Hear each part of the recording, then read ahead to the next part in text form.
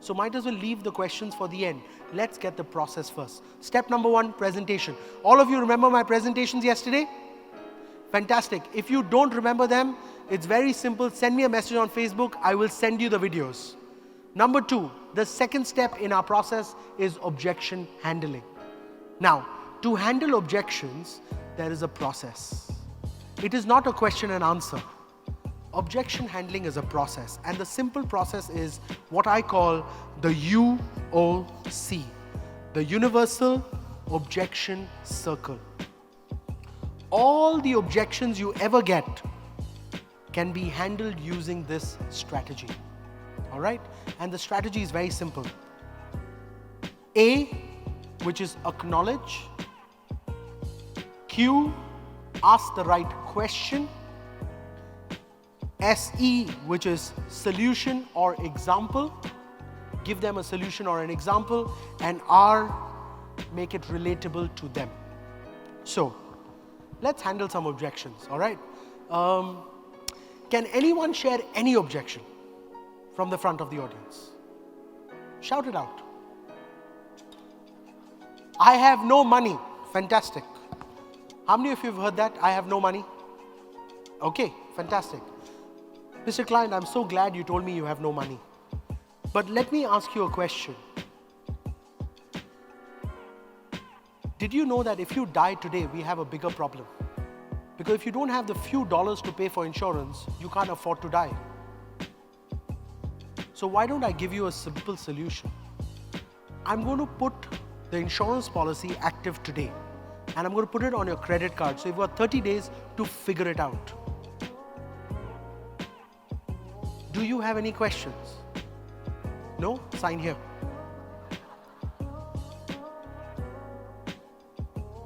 What will be the potential next question?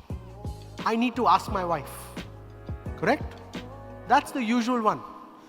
I'm so glad you want to include your wife in this conversation. Always acknowledge first. Never disagree with your client. Always agree with your client first. I'm so glad you told me you want to include your wife in this. But let me ask you a question. Do you think your wife will say, no darling, don't protect me? No wife will ever say that. Don't protect me, don't protect the kids, it's not important. No wife will ever say that. No reasonable wife will ever say that. So why don't I do one thing for you?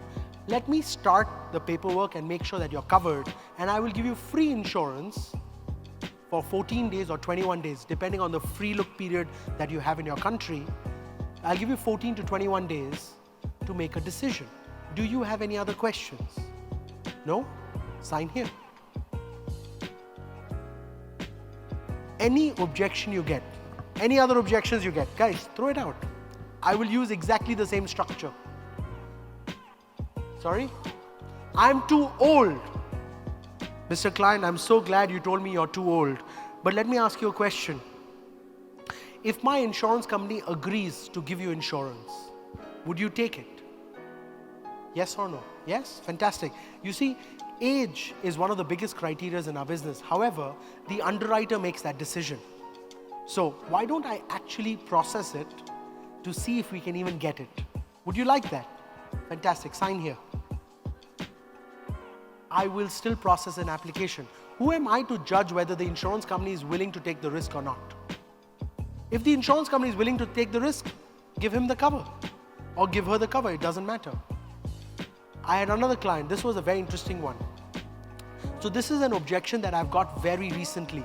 It's not a very common objection that you might be getting, but get ready.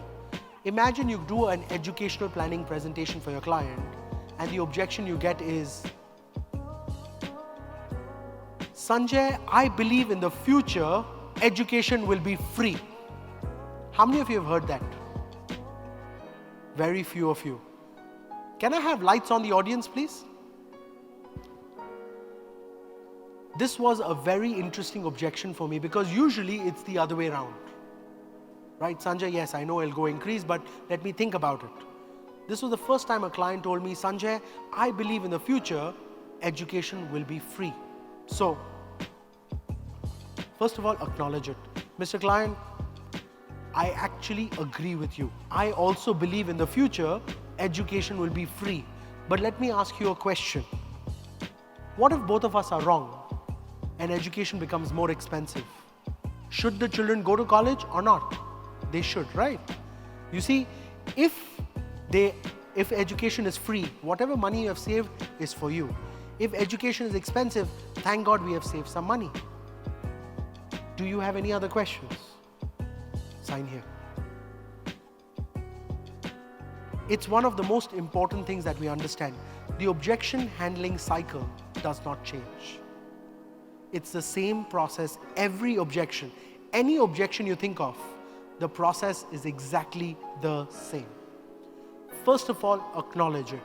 Asking the right question. Now, a lot of people call me the objection guru. And the reason is, I have 6,000 clients today.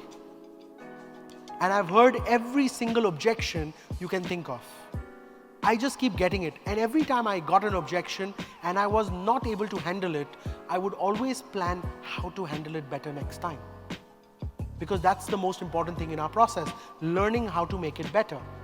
So I realized there's a process that I follow with almost every objection, and that's what we wrote down.